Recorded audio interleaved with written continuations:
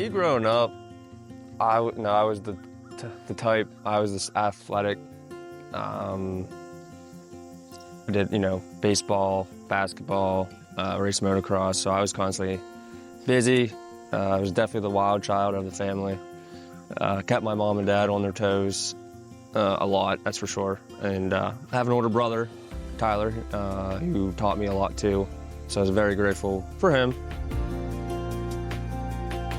As on top of that, I mean, that's pretty much me. It's still, to this day, is me. Motocross, softball, and having a good time, that's always been me.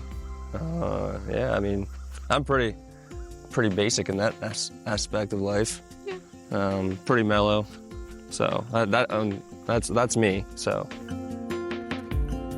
So for me growing up, I had my older sister, and then we always had animals in the house, so I knew my life was always gonna resolve around that somehow. Didn't really do a whole lot of like team sports like he did. We grew up doing martial arts from the time we were in 5th grade up until we graduated high school. And then when I got into high school, I found FFA and 4-H and started riding horses, so that's been my life since probably I was like 14. Still heavily involved with FFA today, still ride when I can get a chance, and it's really about it for me. Pretty much, yeah.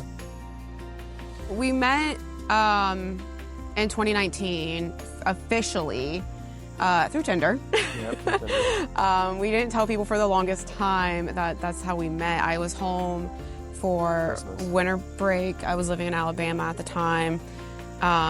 Always knew who he was throughout high school, being rival high schools, but never met. An aspect of that, so when you hear the name Bubba, you don't really forget it.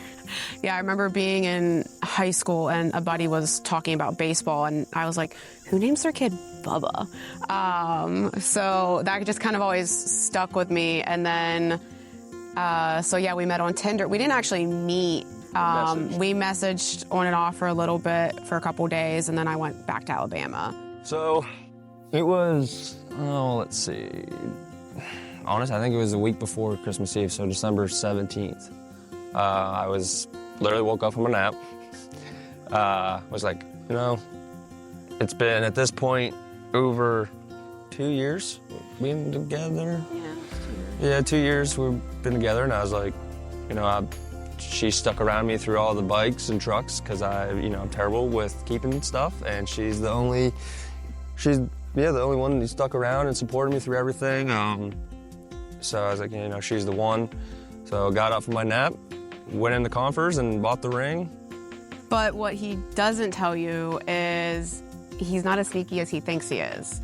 So the night before, I came downstairs and he was in the living room talking to my dad. And this wasn't him asking my dad. This was just him saying like, hey, when we come back from her grandparents, like my parents are gonna come over for dinner. And I'm just like, that's weird. Like our families don't do dinner together. So I was like, that's a little suspicious.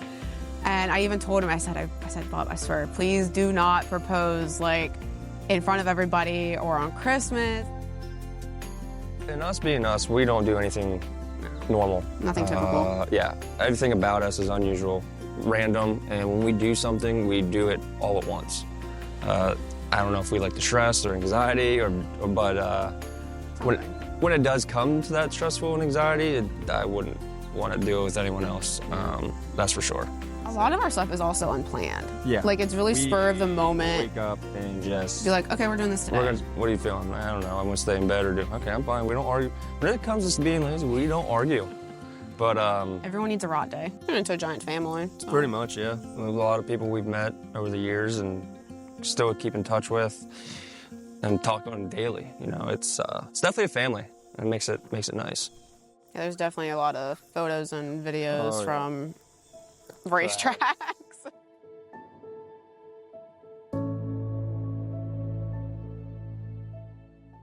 I think the biggest thing that I think why we're here today is because of the teamwork and the compromise. And, at the end of the day, he is my best friend, which Yeah. makes things a lot easier.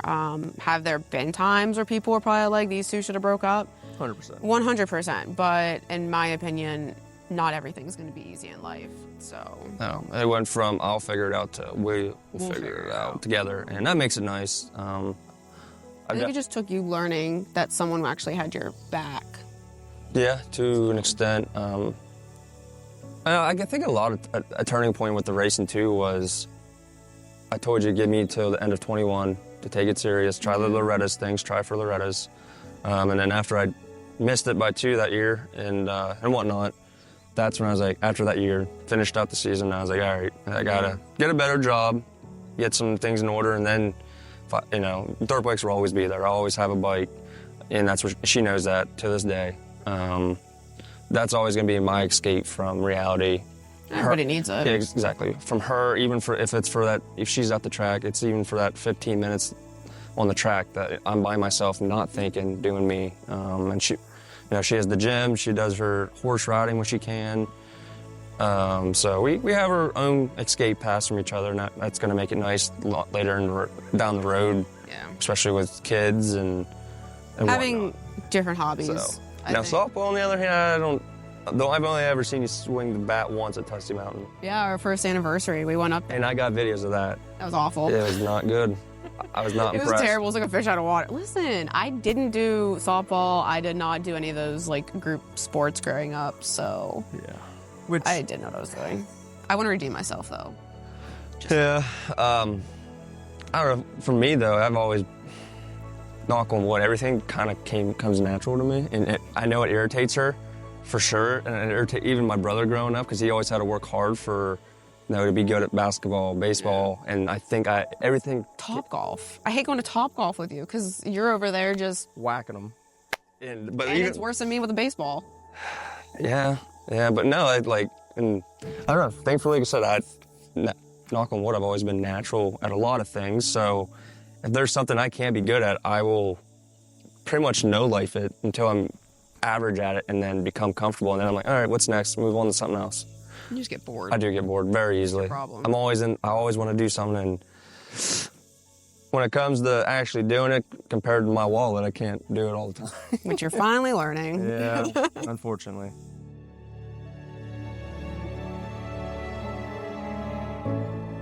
Surprise! Hi, Mom and Dad here. She's pregnant now. Almost 9 weeks pregnant. Yeah, we just found out. Well, it's funny. So, might as well tell the story. I want to tell the story. Yeah, go ahead. So obviously you were not planned at all. Listen, I'm going to be transparent. We found out August 14th. So I left work over at Metzger's. It was like 9:30 at night, and I was texting her girlfriend, and I was like, my bachelorette party's coming up this weekend, and I was like, I'm not typically late, so it was a little weird. But I just thought it was stress from the wedding and everything else. So I was like, okay, definitely not pregnant, but I should know. Yeah. So I went to Walmart, got the test, and I ran home, and I didn't even think to pick up the box. I didn't even want to take it in the house. I took the box and I took the 2 tests, and I ran inside, left the box in my Jeep. And I'm upstairs sleeping. Yeah, he's sleeping for work, and I took the test, and I was like, oh no. Super excited, super nervous, and I've always joked with him about let's have kids now. Who cares? If I'm pregnant at the wedding, or I always said just wait until. Yeah, he wanted to wait, and we knew it was going to happen eventually. We talked about shortly after the wedding, trying, and we just had a conversation about it 2 weeks ago, and I didn't even know, and I was just joking around with him, and we were completely blindsided. But anyways, he was sleeping that night, and I'm just laying in bed, and I'm like, how am I gonna tell him? And I was leaving for my bachelor party the next day. Yeah, Thursday. It was Thursday. Yeah. So I called the doctor, and I was gonna wait to tell him because I didn't want him to go into his bachelor party upset or mad or stressed or something. I just wasn't gonna do that to him. We ended up, I got off work, and his buddies were coming over to pick him up for the trip, and he wanted to move my vehicle, and I didn't think about it, and he got in my car, and I was going outside to feed our tortoise, and he's like, ha ha, nice pregnancy Well, I test. got out. I looked down, saw the pregnancy test. I'm like, all right. We've been there before. We've been there before. It's, you know, we had a scare once or twice. So I get out jokingly after moving the vehicle. She's out feeding Franklin, and I said, "Oh, you're pregnant?" And she goes, Oh, I hesitated, She and I was stopped. like, crap. I was like, do I tell him? Do I lie to him? I was like, I don't want to lie to him. She knows better because I will find out. Yeah. But So I had the test hidden in the bathroom, and I was like, yeah, I am. And he I didn't believe him. Believe did her. not believe me. Like, I mean, it took him following me into the bathroom and shoving both tests in his face and being like, yeah. And he's like, no, you're not. No, you're not. Those aren't yours. I'm like, well, who else's are they? But I really wish I would have got on video. Like, he started tearing up. Like, he was so excited. It was not the reaction I was prepared for, but I was hoping for. It was, and I said this to a lot of people, you know, I was never gonna be ready until it happened. We ended up telling Amanda and Jesse that day because they are Our closest friends. And granted, yeah, it was hard because we wanted to wait till farther along down the road when the kid was more developed. Obviously, we wanted to tell our parents first, but we wanted to have the actual ultrasound of the child before we told our parents. And granted, again, I do have a loud mouth and told a lot of buddy, close friends, and family before we told them. So I do, you know, Mom and Dad, you see this, I apologize. Sucks. I do suck. So, but no, now they know. We told them Labor Day. Yeah, they're all And excited. All excited. So definitely. Was not prepared, but it's No, whatever. but It no, is. again, us, when we do something, we do it all at once, and we like the stress and anxiety. That is I'm sure.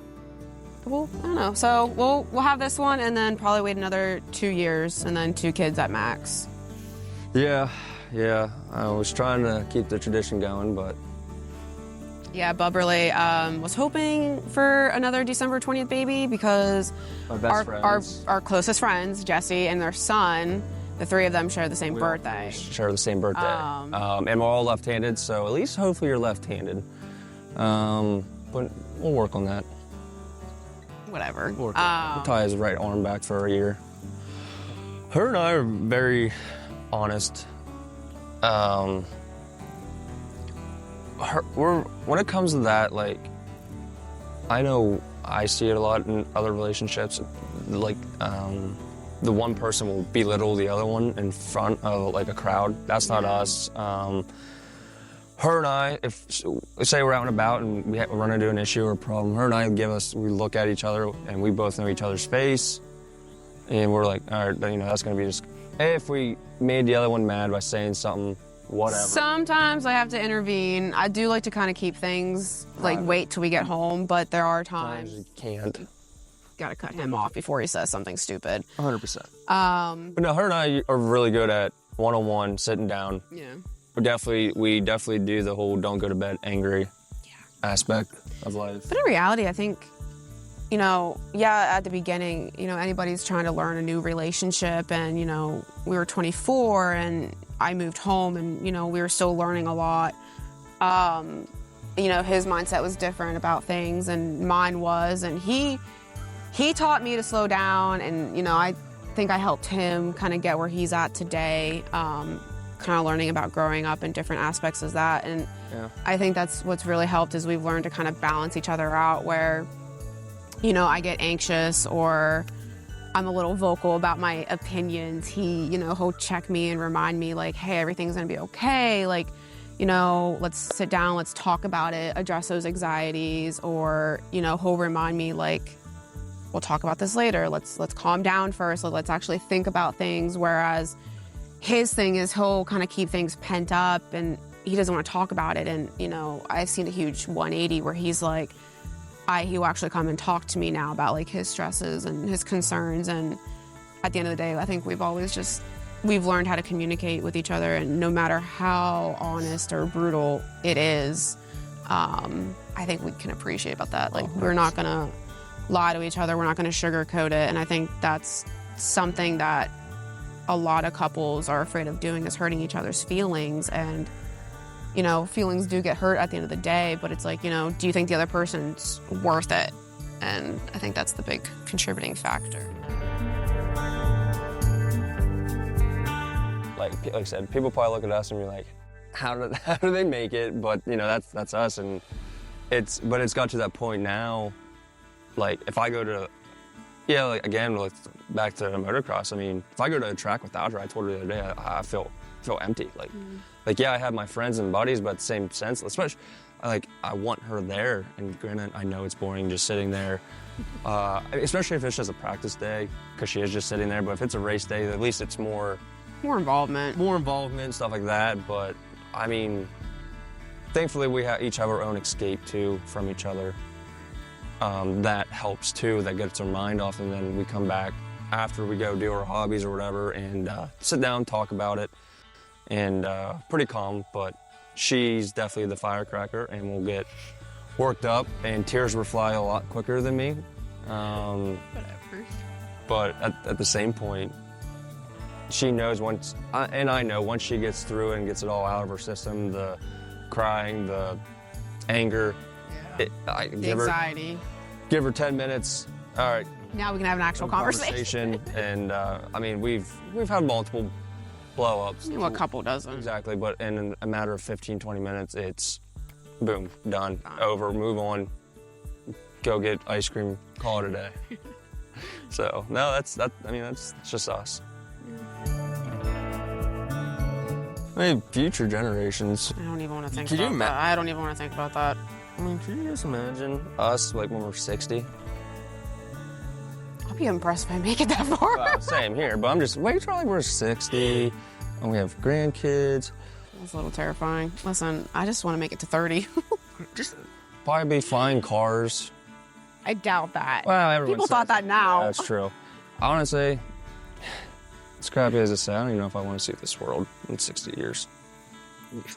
Everything worked out. I know, but yeah, I mean, future-wise, hopefully everything's still going the same for us. I think we'll be fine. We'll be fine. I think we'll look back and realize that all the stress and headache was not worth it. You know. Yeah, pretty much. We know what we like, we know what we don't like. End of the day, it's still gonna be us. He's like, no, over here. He's so cute. No, there's not. Hi. Hi, puppers. You want to say hi? He's like, wait, the water's over here.